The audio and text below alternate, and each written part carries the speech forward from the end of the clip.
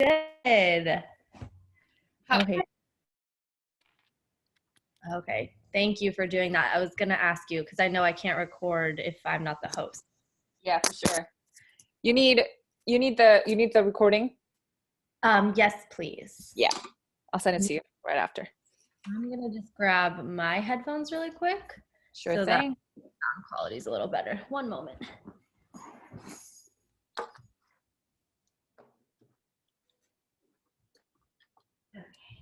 I wanted to say thank you so much for joining me. I've been following you on TikTok now for a while. That's how I discovered you. And I am so inspired by you. I think you're an incredible intellectual in person in the intersectional feminist space. And we're coming up on our 50th episode for my podcast. So what I'm helping people create is businesses rooted in social impact and how to do because I work in finance and the financial industry, and I work in policies, procedures, kind of on the compliance regulatory side. And I started this podcast as a way to kind of highlight female entrepreneurs who were building profitable businesses but rooted in purpose, because I felt like, the nonprofit model isn't really super successful, having to rely on funds coming from external sources. It's much better, if you want to have sustainable impact, to have the resources to do it yourself. And so I was meeting all of these incredible female founders who are really just pioneering in their space. And so now we're at almost the 50th episode. So that's actually what I'm going to use this for. I thought you'd be the perfect guest to kind of celebrate that milestone. And yeah, that's just a little bit about me. Awesome. Congratulations. Thank you so much. I saw you just launched your own podcast, right? Yeah. That's exciting. Yeah, it's a little overwhelming, right? And I think with TikTok, it's, 1 to 3 minutes, and it's just never enough to, enough to talk about every nuance and every complexities that these, topics in intersectional radical feminism, covers. So I'm excited to launch a longer format of media where I can talk to people in a more nuanced way. Are you going to be doing excited. Interviews, or is it going to be you delving into specific topics? Yeah, I think it's going to be both. I definitely do want to talk to people on the podcast and, bounce off ideas, but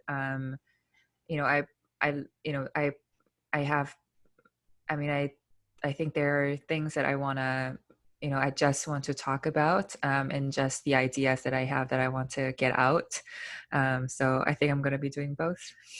Oh, nice. Yeah. Well, let's take a little walk back, because I'd love to hear kind of what brought you to this moment. Obviously, you have grown on TikTok like crazy. Your social following, a lot of people love what you're doing and what you're creating. But you have so many accolades behind your name. And so I'm curious about your educational history and kind of what led you to creating the TikToks and sharing this important content with the world. Yeah, for sure. I mean, TikTok sort of happened by accident. I signed up as a way to sort of, be in touch with the world, because we were in quarantine and I was getting extremely lonely, just feeling very isolated. And I just thought, oh, everyone's on TikTok, so let me just go on there and, try to connect with people that way. And at first I was a passive consumer. I didn't create any content.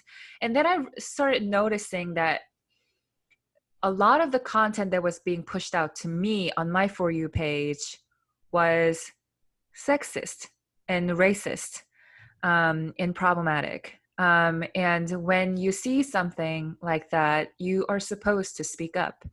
And at first, because I saw so many anti-vaccine people on the app, I started out, just, doing, cute little dances here and there, to encourage mask wearing. And then I started speaking about white supremacy, patriarchy. And then when it clicked was then when I started talking. And then the rest is history. Yeah, but before coming onto TikTok though, like I was always in the academia. I was in a space of theories and discussions and arguments and debates. And I graduated college in 2016. I went to two grad schools right afterwards. Got two master's degrees. Um, and all throughout my academic career, my focus was on oppression, and how oppression works, and how, what we can do to make this world a better place. So when I started talking on TikTok, that's the knowledge and expertise that I brought, and it seemed to help people. So I'm really glad.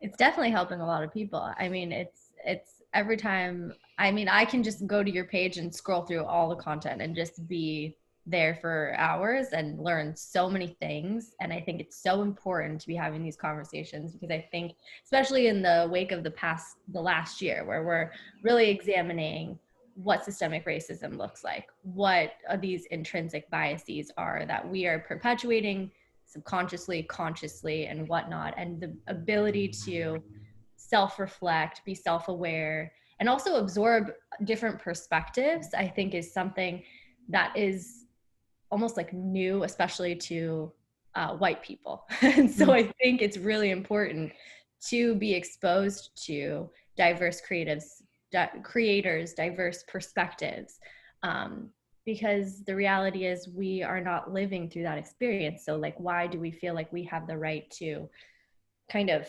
assert ourselves in those ways? And I think you do an incredible job, and I'm sure it's really taxing on your mental health to have to constantly respond, because sometimes I'll go through your comment section and see, you know, what people are saying to you, and it's almost like appalling.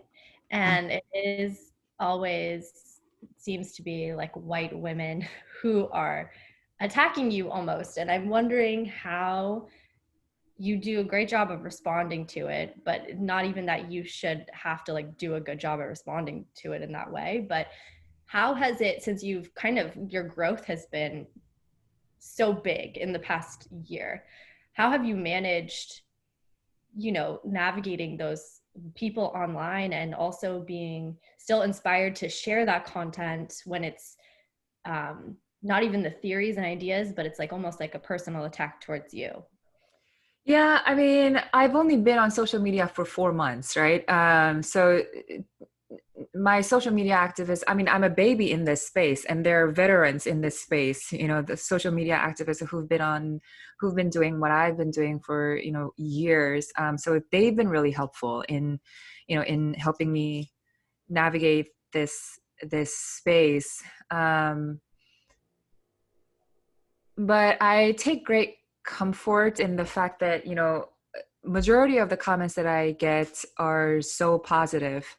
But the comments that I do get from white people, and sometimes brown people, sometimes black people, they, I mean, I think there's nuance to this, because I think trolls is not a monolith. Trolls are not a monolith. I mean, they come with, I think they come with different intentions. And the trolls who come to my page, and they are clearly MRAs, like, men's rights activists, incels, red pills. I mean, those guys, if they send me threats, I send them right to FBI. Like, there's, no questions asked.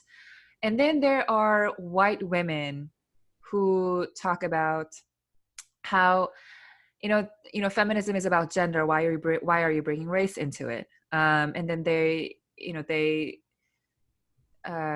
don't like it when I make content on anti-racism. And, to me, that's not how feminism really works. You have to talk about anti-racism if you're serious about feminism. And I think those white women have been quite vicious. They're, they never send threats, but they engage in harassment and verbal abuse. So they're more emotionally violent. Um, and then, and then there are people who belong to the minority groups, right? Black women, black men, brown women, queer people, who, right? And so those people, play the role of, I'm a minority and I don't see this that way, right? And therefore, your thesis is completely null. You do not know what you're talking about. And so those are the types of trolls that I get. Those are the type of people who I get as people who attack me and who people want to people who want to discredit me. And my responses to them, I think, have varied. But I think, at this point in my life, I know what I want to say and I know what I want to do. And so people who come at me, try to distract me from the work that I'm doing, they don't really, yeah, I mean, they bother me, but they don't really make a significant impact, so much so that I am saying like, oh, like, should I be really doing this work? Should I not be doing this work? Like, I do not ask those types of profound questions because they are attacking me. Mm-hmm. So in the end, like, I don't know what they want to accomplish, right? Like, they're spending so much time, they're investing so much of their time and, emotional energy, because hate is such a huge emotional energy spent.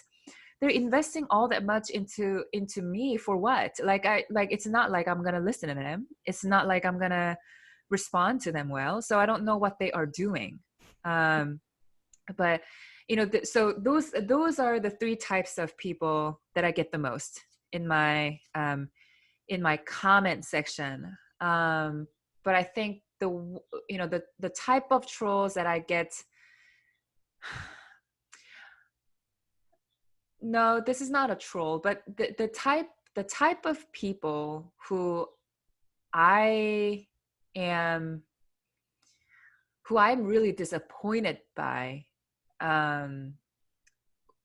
are people on the left, people supposed to be on the same side. Mm-hmm. When they try to come after me because of nuance, because of complexities, that I think is totally unnecessary. And when I see people on this side of humanity who are supposed to work together to dismantle all these systems, when we betray each other, when we use each other, when we come after each other, when we don't support each other, that's the shit that I think really bother me. And really just, I think that's discouraging. Yeah. Right? So yeah, I guess those are the four types of people who I've experienced through my social media activism, who I've seen to attack or disappoint me. And I would say the fourth one,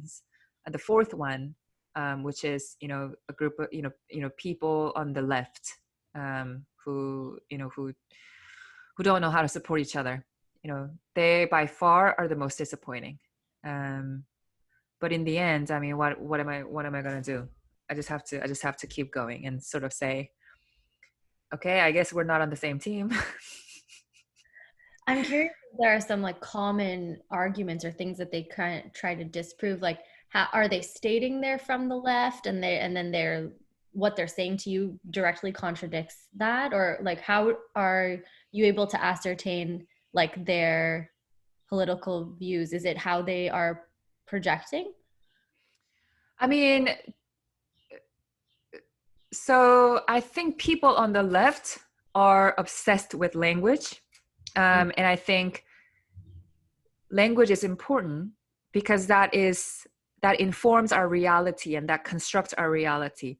But also, this is the issue that I take with intersectional feminism. I don't think there is enough emphasis being put on the fact that there is a reality experienced by American people, and there is a reality experienced by non-American people. Mm-hmm. And I think citizenship as an identity is not being given enough spotlight and enough analysis um, in the intersectional feminism framework, in the intersectional feminist movement. Mm-hmm. And the reason why I bring that up is because the number one identity that I hold myself, that I find is, crucial to the way in which I experienced exploitation and oppression is the fact that I am non-American. My citizenship, Mm-hmm. that combines with class and gender and race, ethnicity, so I think so. I operate in a different framework. Um, when I say I'm an intersectional radical feminist, my framework, like I have my own framework. That's what feminism is all about. Yeah. And I think the left is so obsessed with trying to really define what intersectional radical feminism is, that it doesn't focus on what intersectional radical feminism is supposed to do Mm-hmm. for individuals. It's Right. supposed to liberate people. It's supposed to empower people. It's supposed to empower people's voices. It's supposed to empower people to speak about their experiences and unique perspectives coming from their personal experiences. And so when they come at me with like, oh, but that's not what intersectionality is, I was like, who are you to tell me? Right? Like that, who are you? Like oh, but that's not radical feminism. Like, who are you? Right? Like, I want everyone to have this freedom. I think everyone should be able to. I mean, I come from academia, like academic background, and where everyone's ideas and everyone's theories were welcomed, accepted, and challenged. And so I was really surprised that when I started talking about my own theories about intersectional radical feminism, people on the left were like, no, we have to stick with this definition. No, you're using this language wrong. And I'm like, well, first of all, like, I don't agree with that. And number one, your obsession with language, using the right language, is your anti-immigrantness. Like Mm-hmm. that's your anti-Asianness. Like, I mean, I know so many immigrants. I know so many refugees who have awkward understanding of English and they want to lead social movement but cannot because the left wouldn't make a fucking damn room for them Wow. because their English is not as fluent and their understanding of nuance is not up to par. And I think that's my biggest frustration with the left. You say that you hate the American flag and you are ashamed of what America has become because it became so exclusive and it became so power hungry. And yet the entire platform of the left is designed to exclude immigrants and people who are awkward with English nuances. And I think that's hypocritical and ironic. And I think that's violent. And so whenever people try to come at me, it's like, you don't know what intersectionality actually is. You don't know what radical feminism actually is. It's like, who the fuck are you? Yeah. Right. So I am committed to making sure that, intersectional radical feminism is inclusive of all women.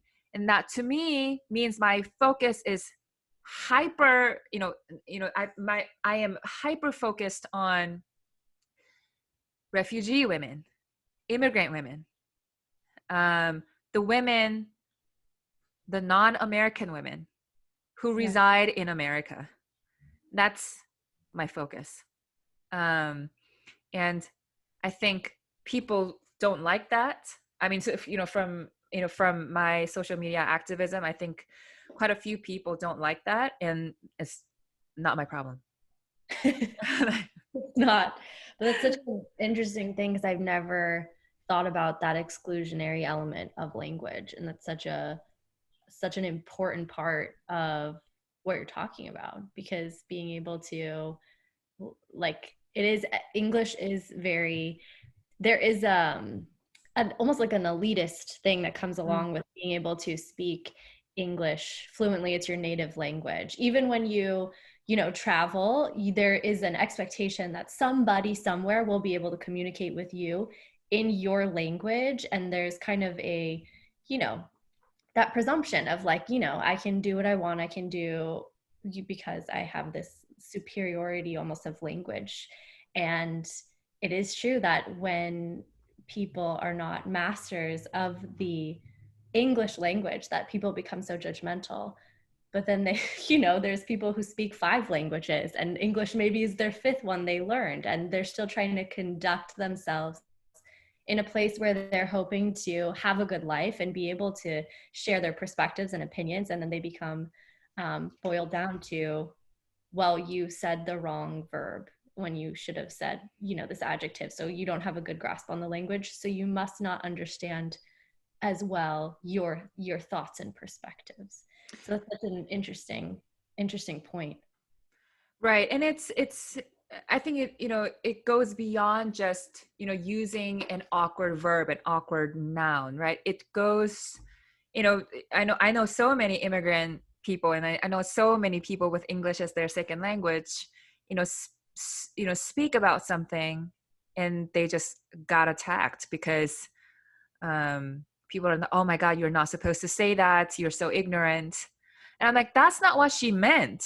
Like if you could just like calm down and actually listen to what she's actually saying, she didn't say that. But it's the cool culture of dehumanization of immigrant people, right? Mm-hmm. So like I don't think we talk about America as a system enough. Mm-hmm. Like America is a system. Capitalism is a system.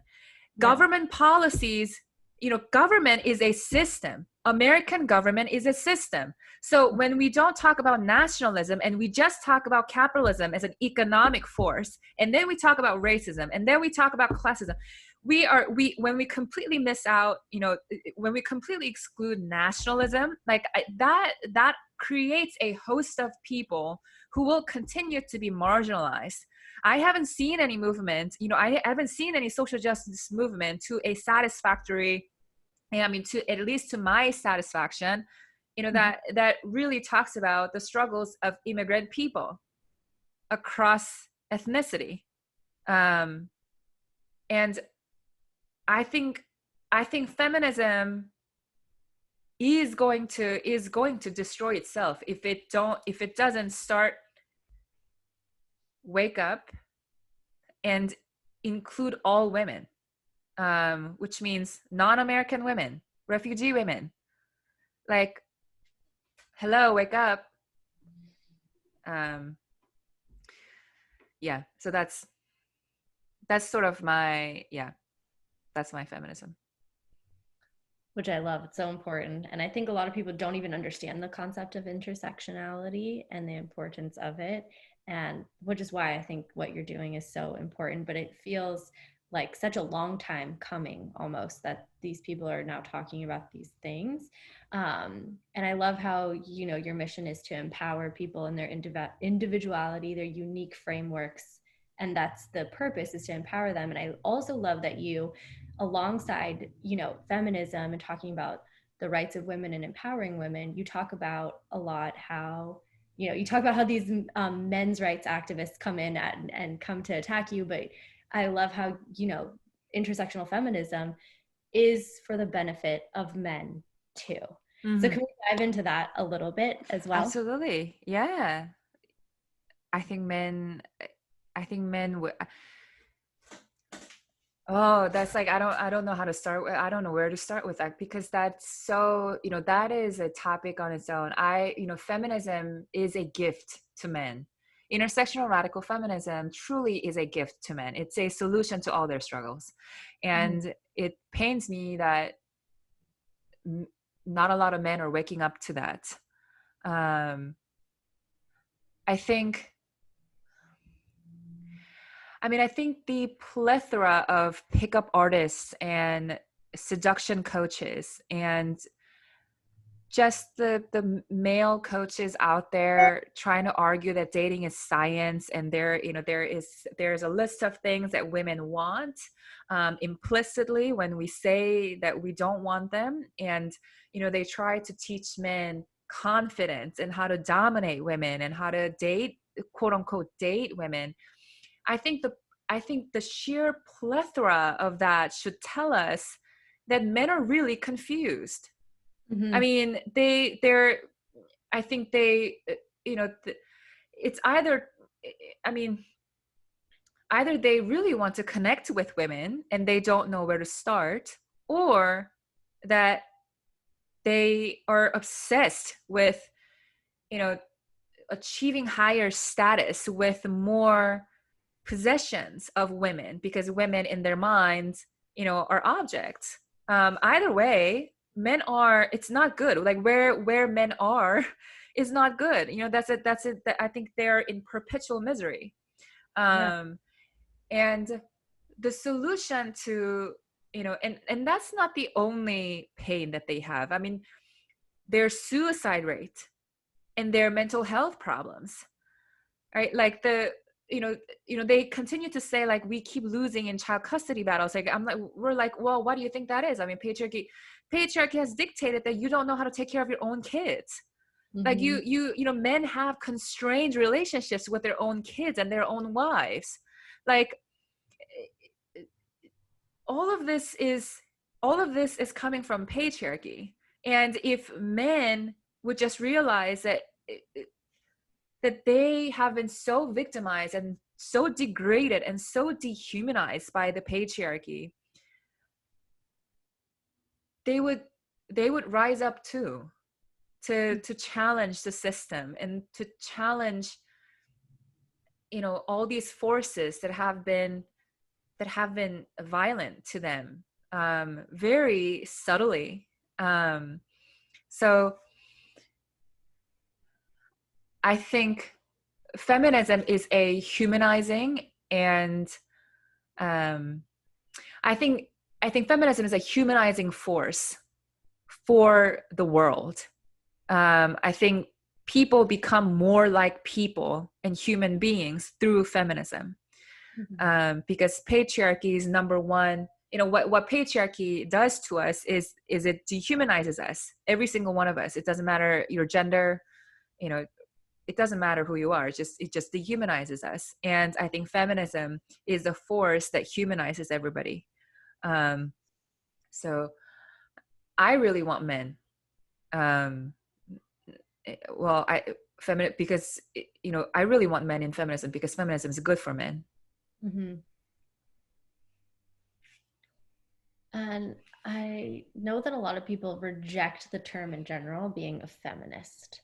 And I'm wondering what are your thoughts on people being, because I've even known, like, and I think it goes back to everything being so rooted in the patriarchy, but I think I've met people in person who refuse, and specifically like younger women who refuse to identify with the word feminist because they are convinced that it automatically means that you hate men, and then they attract partners who are kind of anti-feminist too.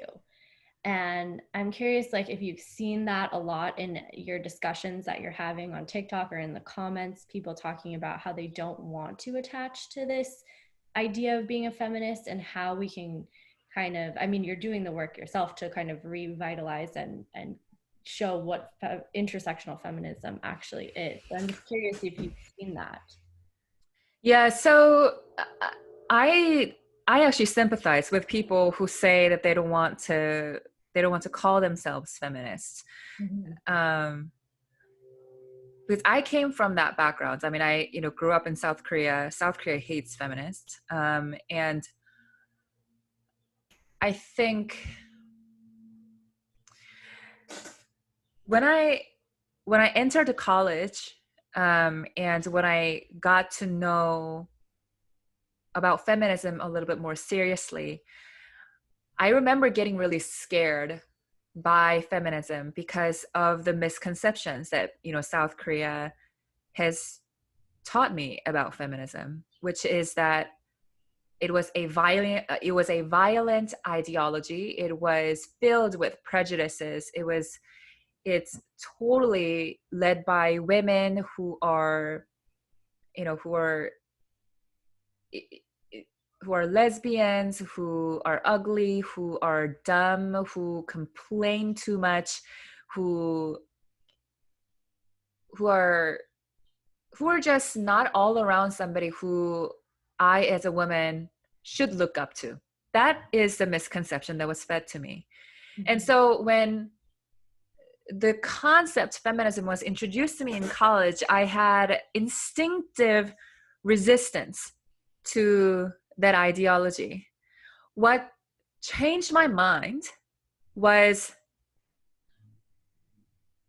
not the ideology itself first, but who the feminists actually were. The feminists, the self-identified feminists, were all very kind people.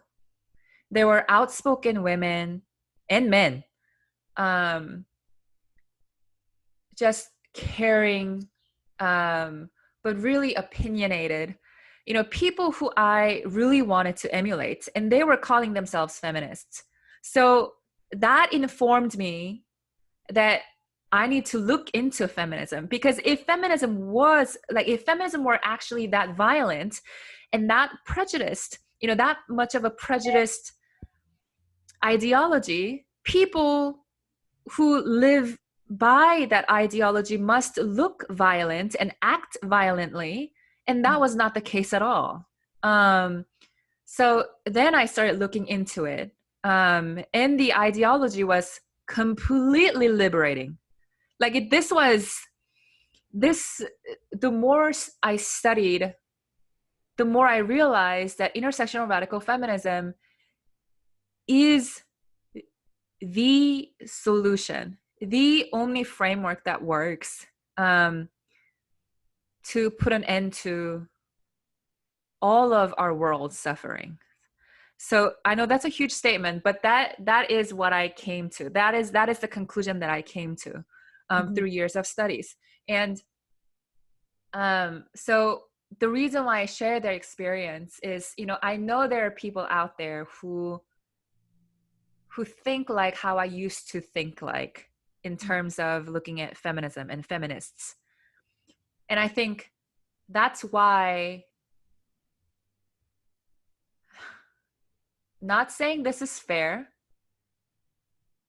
but that's why I myself, as a flawed person, try to live up to the standards of kindness and human dignity and integrity and honesty and all the things that, you know, that heal people and that help people transform the way they look at each other and the way they treat each other. I want to be a feminist who people can look and say, oh, wait a minute, she is actually changing my perception of what a feminist is supposed to look like. Because a lot of feminists showed up for me that way.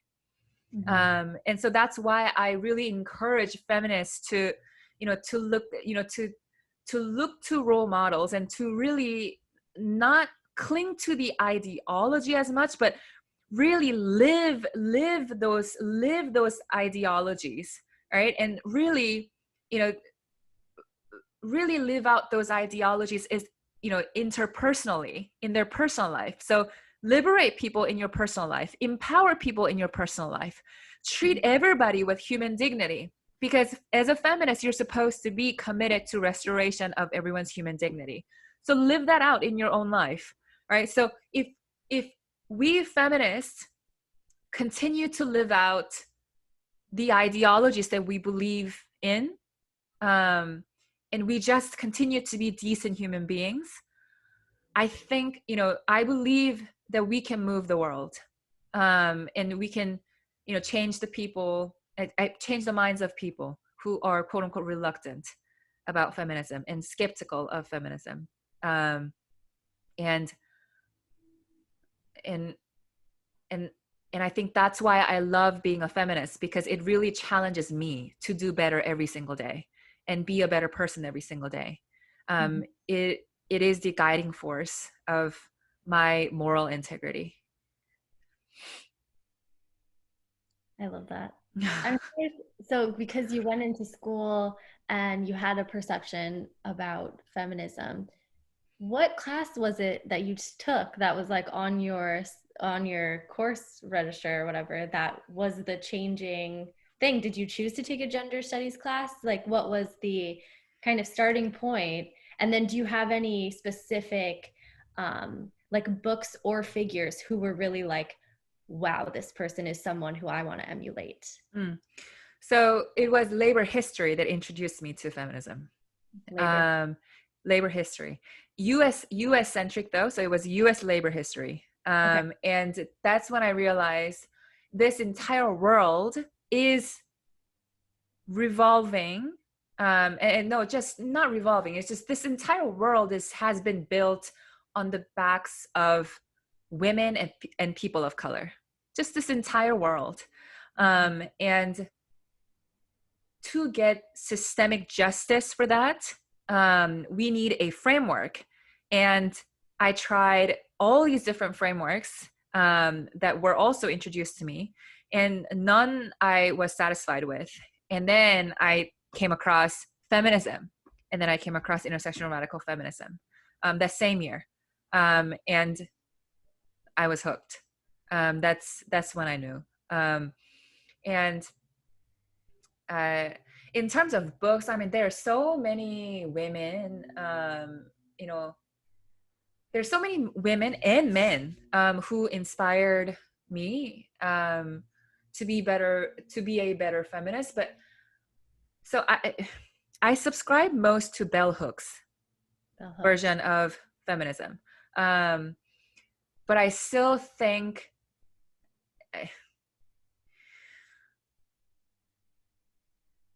so I guess I don't have a role model feminist, um, a particular, singular role model feminist.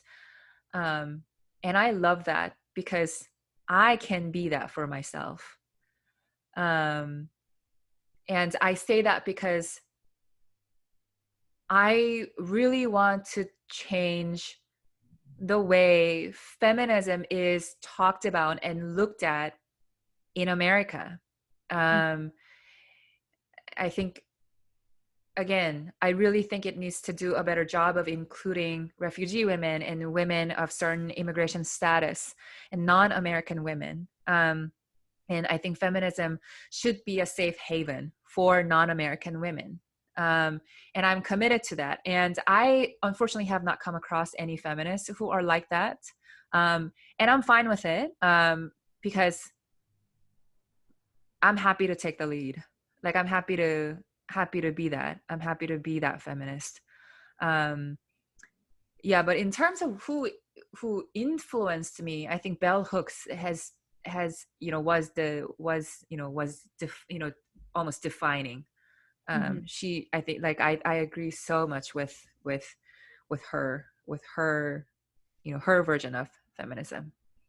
That's awesome. It's such a cool transition from coming from that mindset that you're able to sympathize with people and still in that mindset and also show here's where I was at and here's what I've Mm, come out as. And I think it's a great reflection of the fact that we're always growing and changing and we can't be expectant that we're all knowing at every point in our lives. And absolutely.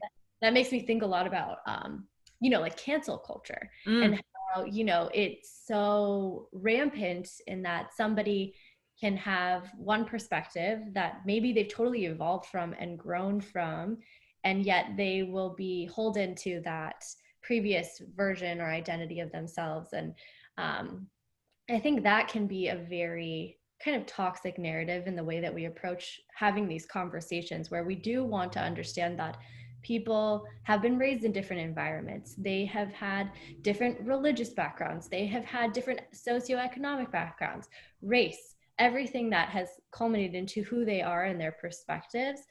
And then to boil it down to the previous version of themselves when people are trying to grow and understand. And I actually think you do a great job at actually highlighting some of these people on your page, where people will, you duet them, I think, sometimes, when they're like, well, this is where I was, and then I found Evelyn, and now I identify as a radical intersectional feminist. And I think that sometimes we discredit the process of growth, and there's always an expectation of you just have to arrive and just already be there without being able to make mistakes. And then I think also that we don't like to make mistakes. We have, a hard time accepting that we could be wrong. It feels, instead of a critique on an ideology, it becomes a critique on your identity. And I think people become very defensive. For sure. Cancel culture is not good. I mean, it's patriarchy and it's white supremacy, and people who need to be canceled are not getting canceled. They are never canceled.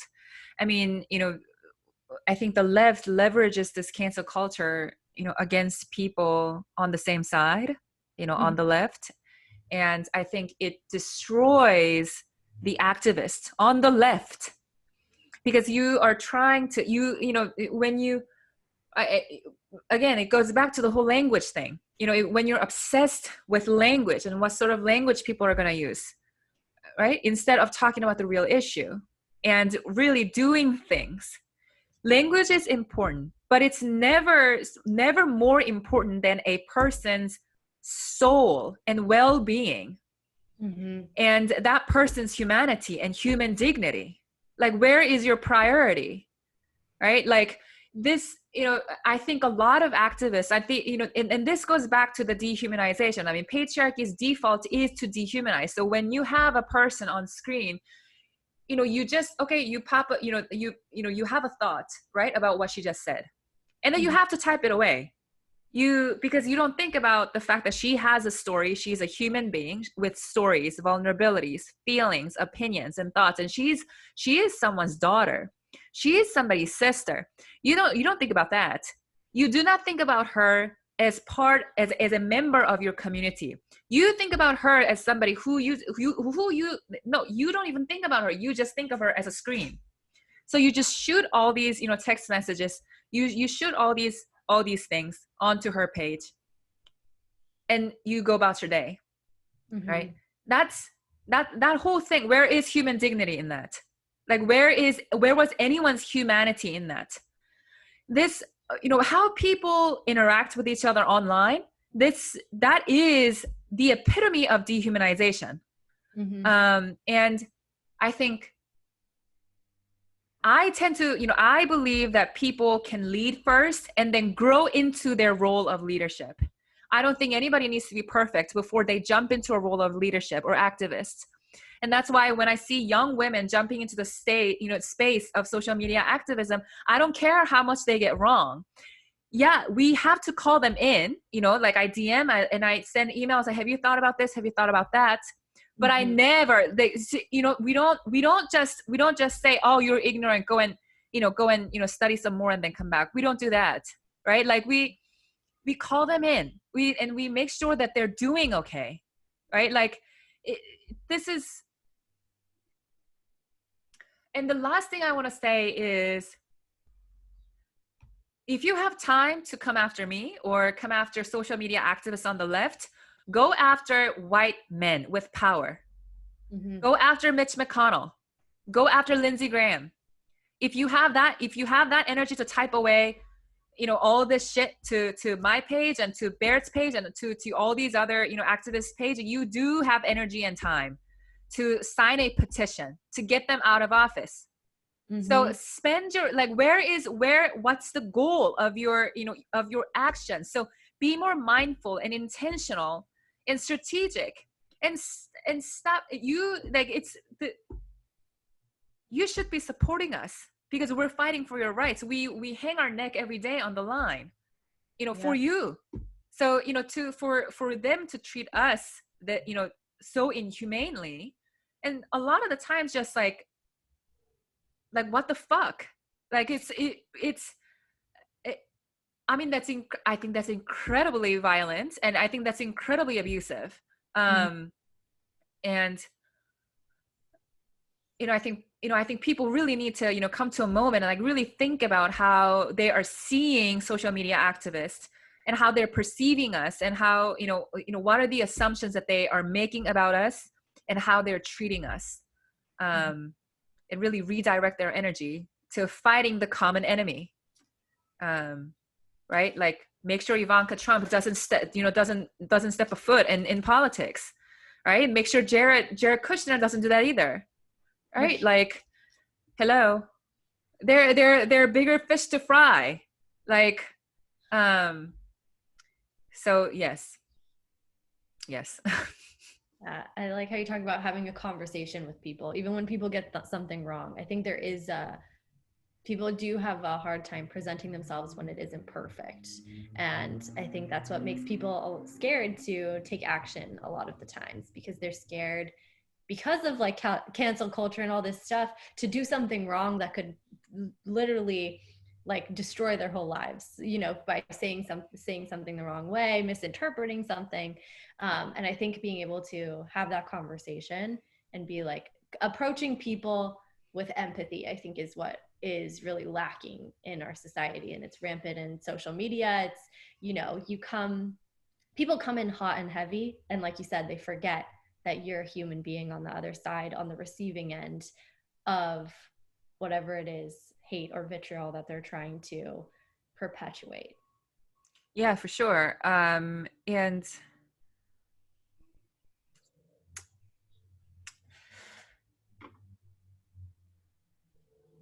yeah,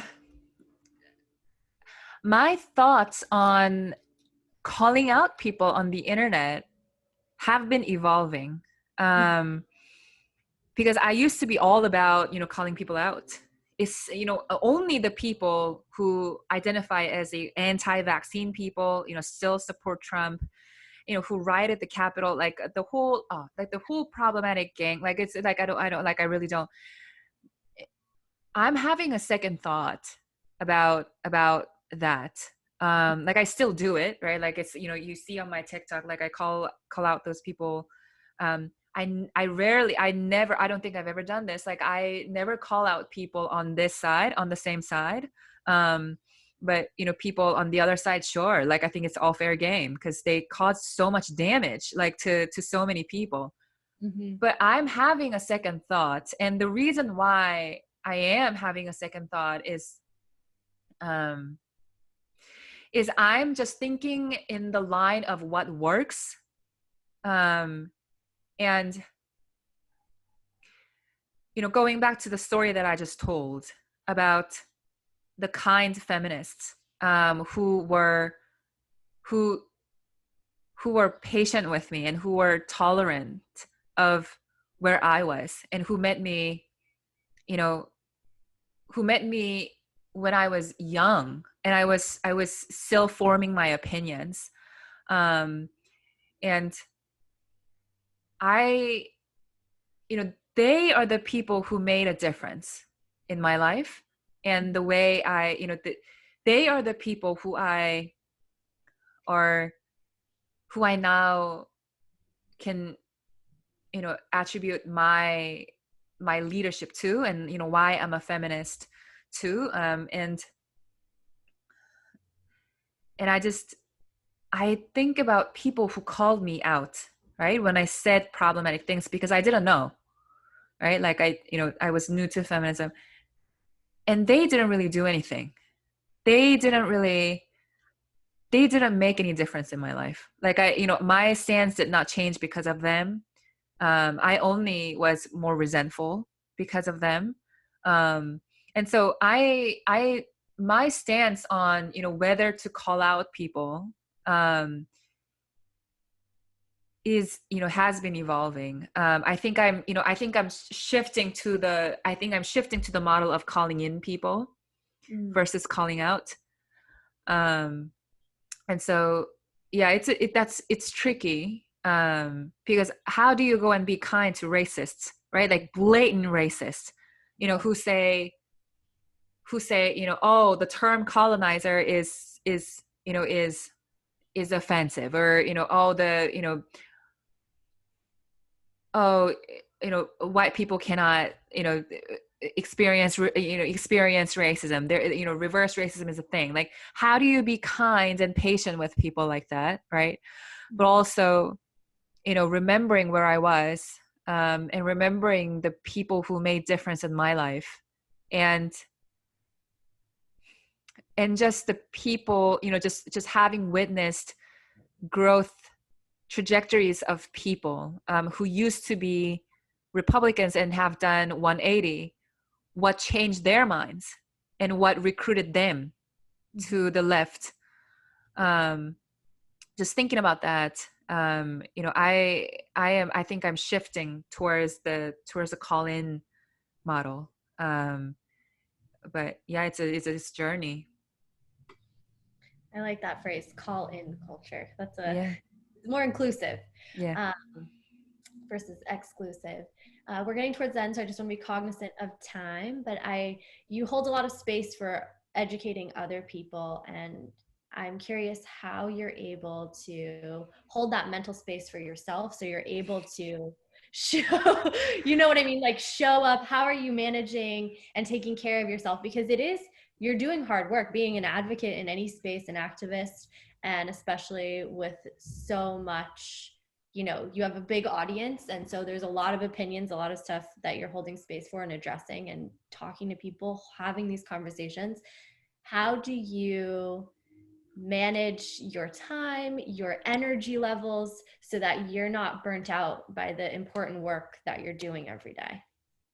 Oh, girl.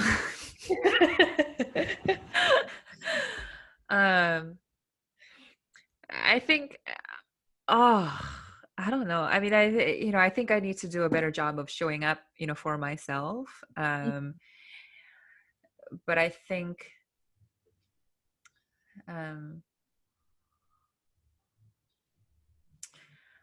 that's the area of my life that I feel like I'm behind Mm-hmm.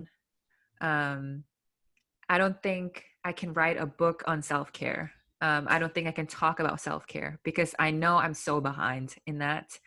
Um, right? Like I wake up at, I would wake up with panic attacks and then I was still, engage in activism. Right. So I'm not very, I don't think I'm very good with self-care. And I know so many people have like shown up to tell me like, you need to like care about yourself. You need to care about yourself.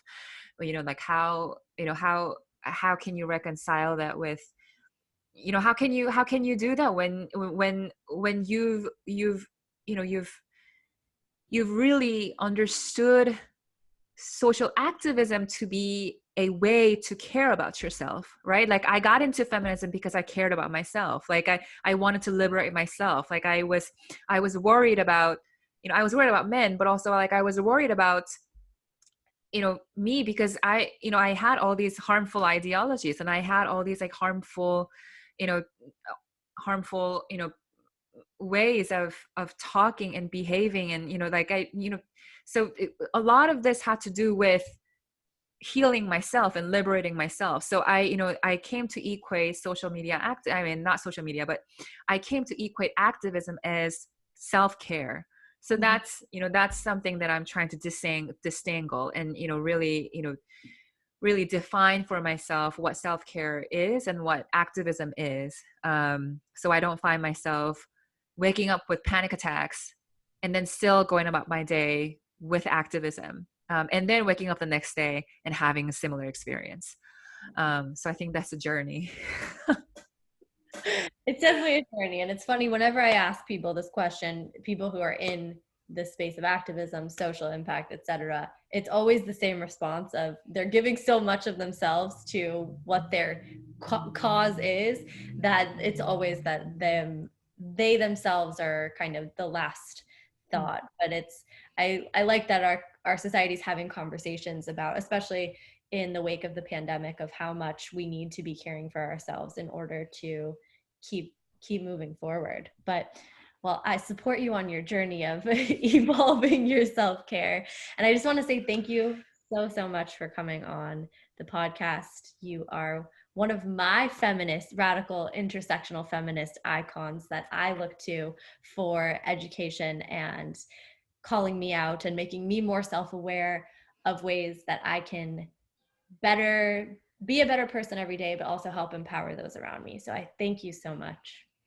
Thank you. And thank you for those kind words and words of affirmations. And thank you so much for having me. This was great. This was so much fun.